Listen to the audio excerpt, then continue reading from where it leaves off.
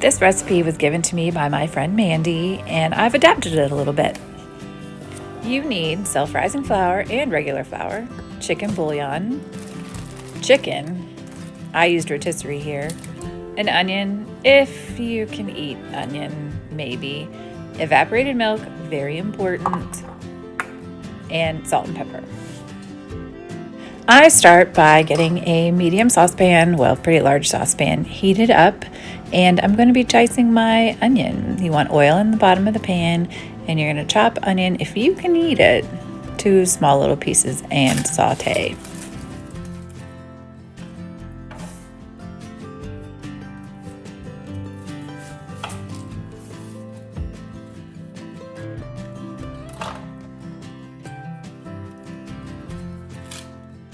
You can see here that I've chopped my onion in half and I'm setting half to the side. And then I'm only going to dice about a half of the half I have. So a quart of your onion diced. Again, that's if you can eat it.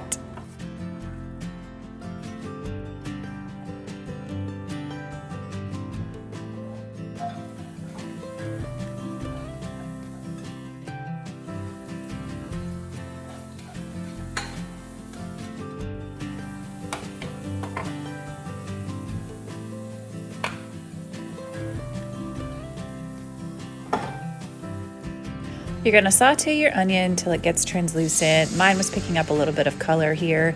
And then I start with 6 cups of water to add to my chicken bouillon. I used powdered bouillon in this recipe today. Sometimes I will use better than bouillon, or sometimes I will have cans of bouillon. It just depends on what you have on hand.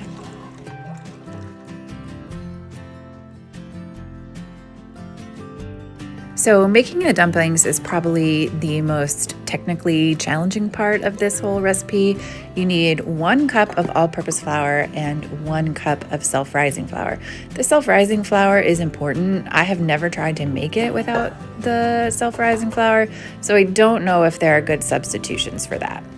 You're going to mix those two things together in the bowl with your 2 tablespoons of oil, and then you're going to mix it up, adding water little sections at a time until you get a dough. I mix with a Danish dough whisk. That seems to be my favorite thing to use, and it works pretty well for me. You add water gradually until you get a good consistency that you can pour out onto the counter.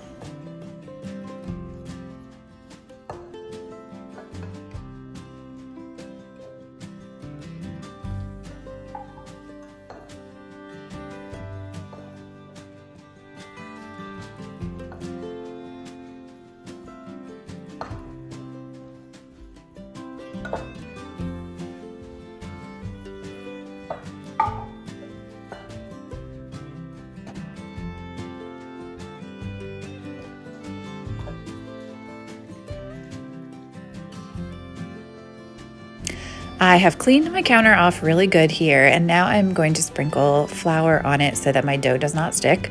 I'm going to pour out my dough onto the counter.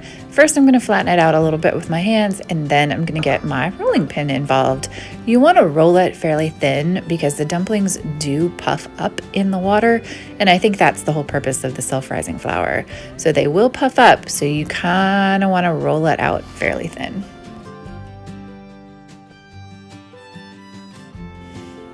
I usually roll and then turn the dough. So I'll roll a little bit and then I'll pick up the piece of dough and kind of turn it.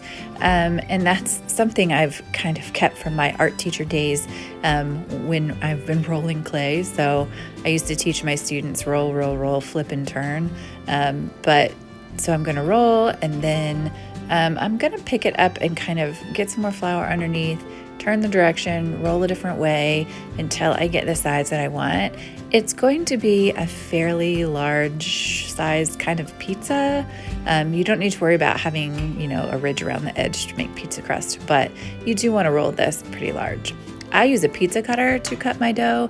I find that it works really well. It does not hurt my counter, but of course check with your own counter as to what you want to use. And I just roll it back and forth and make little triangles that I'm going to drop in the pot.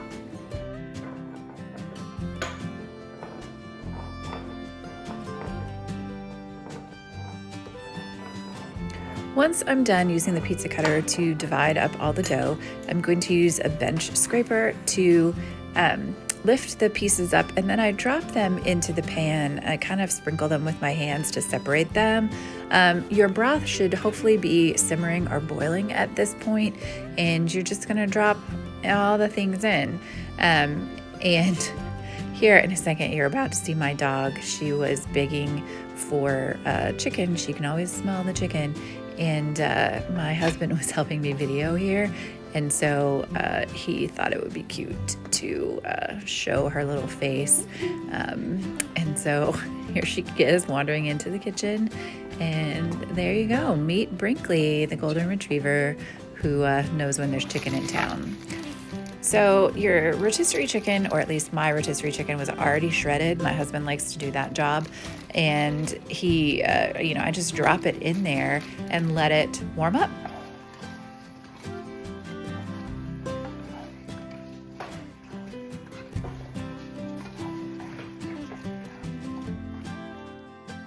Once I've added in my dumplings and my chicken, I generally find that I want to add 2 more cups of water.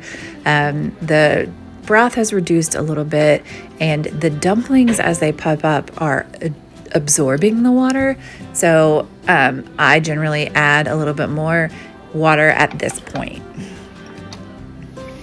You're also going to be adding in your 12-ounce can of evaporated milk. This is going to give it that creamy consistency that you really want in chicken and dumplings. And then add the seasonings that make sense to you. I generally add more pepper. Sometimes I add garlic powder or onion powder, but whatever works for your diet.